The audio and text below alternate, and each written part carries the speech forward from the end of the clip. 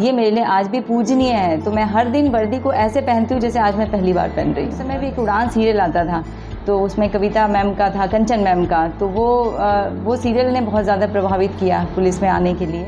किस्मत ने दी है तो डायरेक्ट और इनडायरेक्ट कैसे भी मेरे को मिली है। मजबूत मुकाम हासिल नहीं कर लेते तब तक गृहस्थी में की तरफ कदम बढ़ाना मेरे हिसाब से समझदारी नहीं है। हुए थे 1996 में पुलिस में, तो महिलाओं को देखने की सहकर्मियों को उतनी आदत नहीं थी, उनके साथ काम करने की उतनी आदत। लोग जनरली सीआईडी को जो सीरियल आता है सीआईडी उसके हिसाब से जानते हैं, पर इट इज़ एंटायरली डिफरेंट। हम अंडर कवर काम करते हैं। पुलिस ऑफिसर मुझे बड़ा प्राउड भी फील होता है कि मैं इस यूनिफॉर्म का हिस्सा हूँ। मैंने 3 बार इंटरव्यू दिया है और कहीं के थोड़े थोड़े नंबर से मेरिट में मैं एक बार कोऑपरेटिव सर्विस में सेलेक्ट हुई, फिर एक बार सेल टेस्ट सर्विसेज में सेलेक्ट हुई, तो नंबर नहीं आ पाया।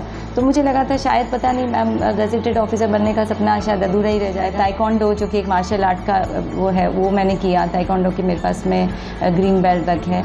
उसके बाद में एनएसएस में मैंने किया। मैंने माउंटेनियरिंग के बेसिक एडवांस कोर्स किए हुए हैं, क्योंकि मुझे लगता था कि कुछ ऐसा मेरे पास मेरी प्रोफाइल में एक्स्ट्रा हो जिससे कि जब मैं सर्विस के लिए जाऊँ तो मुझे एक्स्ट्रा नंबर मिल सके। नमस्कार, मैं भारती खंडेलवाल प्रखंड अमरीत से, और विमेन ब्यूरोक्रेसी की इस कड़ी में आज हम फिर हाजिर हैं एक और नई ब्यूरोक्रेट अधिकारी के साथ, RPS officer Sushila Yadav ma'am. नमस्कार मैम। नमस्ते। स्वागत है आपका प्रखंड अमरीत में। थैंक यू मैम 2016 बैच की आरपीएस ऑफिसर हैं और वर्तमान में राजस्थान पुलिस अकादमी में डिप्टी एसपी हैं।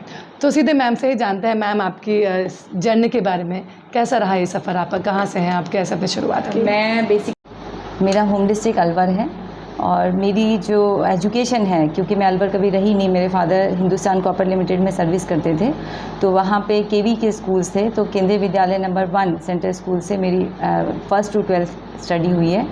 और in school also I was very interested and very keen in uniform services.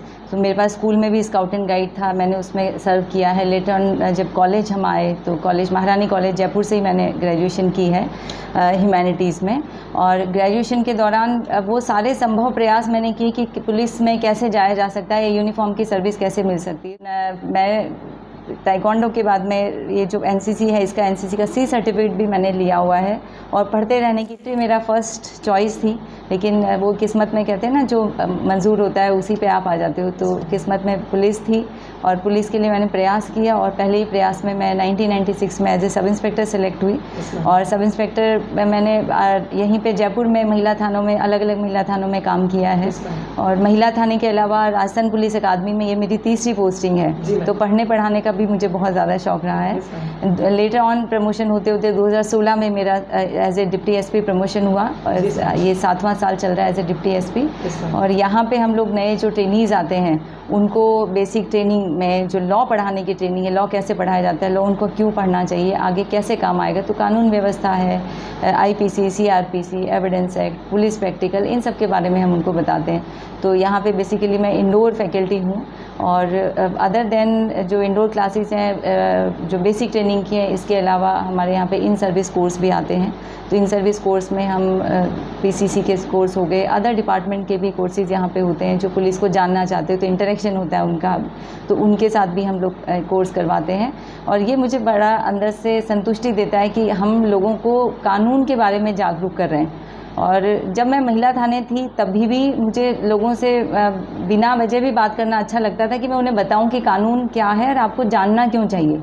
क्योंकि हमारे यहाँ पे कानून की अनभिज्ञता की वजह से बहुत सारे अपराध होते हैं कि उन्हें पता ही नहीं कि ये भी अपराध है, या उन्हें मालूम ही नहीं कि कानून के दायरे में वो जो काम कर रहे हैं उसका इम्पैक्ट क्या होगा, और वो कई बार गलत उसमें फंस जाते हैं। बाद में उनको एहसास होता है कि भाई साहब, ये तो हमें मालूम ही नहीं था कि ये भी अपराध है।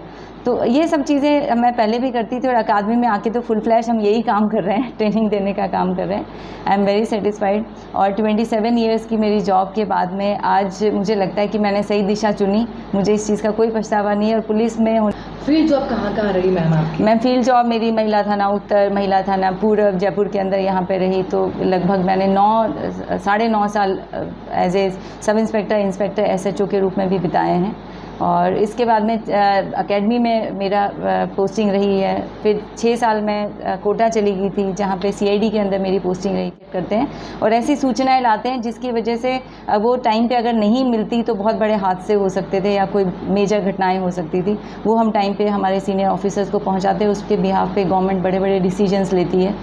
कई बार इस तरह की इन्फॉर्मेशंस भी आती है जिनके बिहाफ पे प्रिकॉशनरी मेजर्स लिए जाते हैं और कोई घटना होने से बच जाती है। तो मैम चैलेंजेस बहुत रहे होंगे आपके जीवन में? हाँ, जीवन में तो चैलेंजेस बहुत ज़्यादा नहीं, मुझे लगता है मैंने जो सोचा वो सब मिल गया मुझे। जैसे मेरा जो सब इंस्पेक्टर का बैच था 1996 में, तो जब यहाँ हम आए we were 3 female officer in more than 350 students. 350 का बैच था और उसमें केवल 3 महिलाएं थी, जिसमें से डायरेक्ट बैच में जैसे डायरेक्ट अगर कहते हैं तो I was 21 at that time. और इसी यंग एज में जब हम आए और यहाँ पे तो एक बात सुनी थी कि भाई अगर आप अच्छा पूरी परेड और ये मन से सीखोगे तो हो सकता है आपको स्वॉर्ड ऑफ ऑनर मिल जाए। तो वो सपना वेरी फर्स्ट डे एक अंदर से पलने लग गया कि अगर मैं अच्छा करूँगी तो हो सकता है मुझे मिल जाए स्वॉर्ड ऑफ ऑनर। और at the end of the training मेरा मतलब वो सपना पूरा हो गया। Thank you. उसके बाद तो अनेकों और भी महिलाओं ने अच्छा किया और कई कई बैचेस में महिलाएं स्वॉर्ड ऑफ ऑनर लेती रही हैं, लेकिन मैं उसमें प्रथम थी और ये मेरे लिए सपने से वो नहीं था, सपना साकार हुआ। तो मैंने देखा लाइफ में अगर हम बहुत शिद्दत के साथ किसी चीज़ को चाहते हैं तो मिल ही जाती है। ऐसा नहीं है कि भाई नहीं ऐसा। हाँ, अब अगर हम बात करें तो मैंने जैसे आरएएस की बात कर रहे थे। हाँ, मैंने इंटरव्यू दिया, मैंने 3 बार इंटरव्यू दिया आरपीएससी का कि मैं डायरेक्ट आरपीएस भी सिलेक्ट हो सकती हूँ या आरएएस बन सकती हूँ, लेकिन through promotions I got that dream fulfil. So मैं अब आज आरपीएस हूँ, इस बात को भी 6 साल हो गए हैं। तो एनीवे मेरे को हमसे शेयर करना चाहेंगे आप? मैम केसेस तो बहुत आपका काफ़ी लंबे समय तक आप फील्ड जॉब में रही हैं, केसेस बहुत है मैम। हाँ, मेरा जैसे महिला थाना पोस्टिंग ज़्यादा रही है, तो महिला थाने में जैसे मैं एक केस मैं याद करती हूँ, तो एक केस ऐसा था जिसमें एक छोटी बच्ची 14 साल की बच्ची के साथ में रेप हुआ था। तो वो जन्माष्टमी के दिन की बात है, मैं 2:30 बजे रात के ड्यूटी करके गोविंद देव जी मंदिर से सुबह के गए हुए और वापस आई हूँ और 2:30 बजे लैंडलाइन पे फ़ोन आता है रेप केस आया, आप जल्दी वापस पहुँचे थाने। और मैं जब थाने वापस पहुँचती हूँ 3 बजे के आसपास मैं पहुँचती हूँ तो बच्ची है, उसकी माँ है और उसके साथ रेप हुआ होता है बच्ची के साथ में, उसके ही रिलेटिव ने किया था। तो थ्रू वो होता है पूरे दिन की थकान और फिर ऐसे, और उसके बाद भी उस बच्ची को देख के मेरी थकान भी चली गई और मुझे लगा कि ये क्यों हुआ, ऐसा कैसे हुआ। तो उसके बाद में इन्वेस्टिगेशन जैसे मैंने की, बयान लिए, मेडिकल कराया, कोर्ट से उसके स्टेटमेंट करवाए, नक्शा मौका बनाया, घटनास्थल पे हम जाते ही हैं और 1 महीने बाद वो एक्यूज़ पकड़ा भी गया। तो जो पकड़ा गया उसको सज़ा हुई मैम लगभग शायद 8-9 साल 10 साल बाद में उस केस में सज़ा हुई, उसको 10 साल की सज़ा हुई। तो जिस दिन सज़ा हुई, जिस दिन मेरी लास्ट एविडेंस थी और जज साहब ने फैसला सुनाया, वो लड़की जो कि उस समय दूसरी शादी हो चुकी थी, माँ भी बन चुकी थी और वो मैच्योर से दिखती थी, वो क्योंकि हॉस्टल नहीं हुई तो उसने मुझे बहुत धन्यवाद दिया। वो एक तरह से 10 साल तक उस केस के लिए फाइट किया। हाँ, वो क्योंकि कोर्ट में मैम लंबे चलते हैं मामले। हाँ, तो उसमें था, लेकिन ना तो वो लड़की हॉस्टल हुई ना वो बदली अपने बात से। और जब मैं गई तो मैंने जो जैसे एविडेंस कलेक्ट की थी और कोर्ट में उस तरह से जब सवालबाजी होती है तो मैं उस समय किसी भी उसमें विचलित नहीं हुई, क्योंकि आप सच्चाई पे रहते हो और सच्चाई रहते हो तो आपको 20 साल बाद भी याद रहता है कि आप सीढ़ियों में लेफ्ट साइड से चढ़े थे कि राइट साइड से चढ़े थे, अगर ऐसी घटनाएं होती हैं। तो एक जो भी पॉइंट टू पॉइंट मैंने सारी चीज़ कही और उसके बाद जब सजा हुई तो वो मेरे लिए बड़ा खुशी का दिन था। तो ये इस तरह के कई सारे केसेस हैं मैम होने को। तो मैम आपको क्या लगता है कि महिला पुलिस में महिला पुरुष के बीच भेदभाव होता है? मैम विमेन है इस वजह से कम आज्ञा सुनते हैं या फिर कम आपकी जो नहीं मैम नहीं, अगर हम बात करें कि भेदभाव की तो मैं नहीं कहूँगी। राजस्थान पुलिस में भेदभाव महिलाओं के साथ में नहीं होता है। हाँ, महिलाओं को जब हम एंटर में भी थोड़ा सा एक बोली का भाषा का जो अभद्रता रहती है वो थोड़ा उनको स्वभाव में थी, तो वो हमारे साथ रहते रहते चेंज हुआ। और आज तो मैं दावे के साथ कह सकती हूँ कि राजस्थान पुलिस का कोई ऐसा थाना नहीं है जहाँ पे महिला की पोस्टिंग नहीं हो, और पोस्टिंग है तो उस महिला कर्मी के सामने, चाहे वो अधिकारी हो या जूनियर सीनियर, उसके सामने किसी जेंट्स ऑफिसर या कर्मचारी की हिम्मत नहीं कि वो कोई माँ बहन की गाली दे या कुछ गालियों से बात करे। आज बड़ी सभ्य भाषा में बात करते हैं। तो it took a long time कि उनको भी एडजस्ट करने में समय लगा। मैम हर नई चीज़ में समय लगता है, पर जानबूझ के भेदभाव किया जाता है ऐसा तो मैं नहीं मानती मैम। हमें सुविधाएं दी जाती है, हमारे सहकर्मी हमें कोऑपरेट करते हैं, ड्यूटीज़ में ऑफिसर हमारा जैसे रहने रुकने करने का ये चीज़ों का ध्यान रखते हुए हमारी ड्यूटीज़ लगाते हैं। अब एक बार ड्यूटी पे आप पहुंच गए मैम, वहाँ बारिश है कि सर्दी है गर्मी है ये सबके लिए समान है, केवल ऐसा नहीं कि महिला के लिए अलग है पुरुष के लिए अलग है। मैं तो ये मानती हूँ कि महिलाओं से आज भी पुरुषकर्मी क्योंकि बहुत ज़्यादा संख्या में है तो काम भी बहुत ज़्यादा करते हैं, महिलाएं उस काम को बराबर से बराबर कंधे से मिला करके। और वो मैम आपको क्या एक सवाल मेरा है, महिलाओं क्या कानून पढ़ाते हैं? जी जी जी। तो क्या लगता है कि महिलाओं को भी कानून की जानकारी होनी चाहिए? मैम महिलाओं को कानून की जानकारी होना तो अनिवार्य है। जिसको अपने अधिकार के बारे में नहीं मालूम है कोई उसको अधिकार थाली में परोस के देने वाला नहीं है।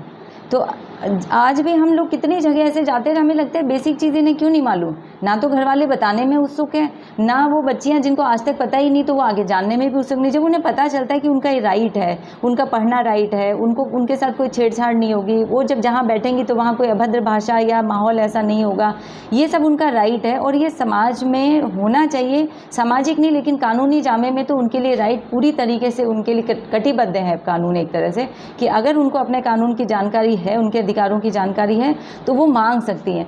नहीं मांगने पे भी दिया जा रहा है लेकिन वो उसकी बात अलग होती है, और एक मालूम है तो वो अपना हक के साथ कह सकते हैं। जैसे आपने बाल विवाह के बारे में सुना होगा कि बाल विवाह होते हैं, हम मानते हैं इस चीज़ को, पुलिस जितना काम कर रही है, अगर बच्ची को ये अवेयरनेस हो कि महिला बाल विवाह जो है अपराध है तो वो आकर के थाने पे या किसी को भी अप्रोच करके NGO चाइल्ड हेल्पलाइन नंबर कहीं पे भी और वो अपनी बात कह सकती है। और ऐसा बहुत सारी बच्चियों ने किया है, वो खुद थाने पहुंच गई हैं कि सर मेरा बाल विवाह हो रहा है रुकवाइए।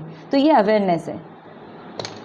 मैम पुलिस वर्दी में कैसा लगता है? मैम हर दिन जब मैं वर्दी लगाती हूँ सुबह और वर्दी जब मैं पहनती हूँ और मैं तैयार होती हूँ तो मैं आज भी देखती हूँ कि मैं वर्दी में ठीक लग रही हूँ कि नहीं। मैं मतलब वर्दी मेरे लिए एक बहुत बड़ी बात है और उस वर्दी को पहनने का तरीका, उसका डेकोरम, उसको मेंटेन करना। मैम आप जिस समुदाय से आती हैं वहाँ महिलाओं की क्या हालत है, क्या महिलाएं आगे बढ़ रही हैं? मैम आज तो क्योंकि गांव में रही नहीं हूँ, मैं सिटी में मेरी परवरिश हुई है, सिटी से ही मैं एजुकेटेड हूँ, मेरा सेंट्रल स्कूल से स्कूलिंग हुई है, महारानी कॉलेज से मेरी ग्रेजुएशन हुई है और I got all the privileges जो मिलने चाहिए थे और उसमें मैंने रह करके अपने आप को आगे बढ़ाया। हाँ, लेकिन मैं ये ज़रूर कहना चाहूँगी कि कुछ समुदायों में कुछ जगह पे आज भी ऐसा है कि ग्रेजुएट पोस्ट ग्रेजुएट फीमेल्स जो हैं वो शादी के बाद में अपना करियर, अपना आइडेंटिटी सब कुछ भूल जाती हैं।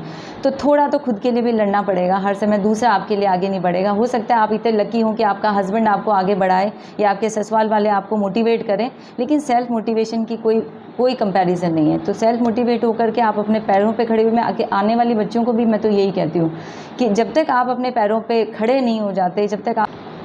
हमारे साथ RPS officer Sushila Yadav ma'am, जिनके विचार सभी महिलाओं के लिए प्रेरणा स्रोत हैं।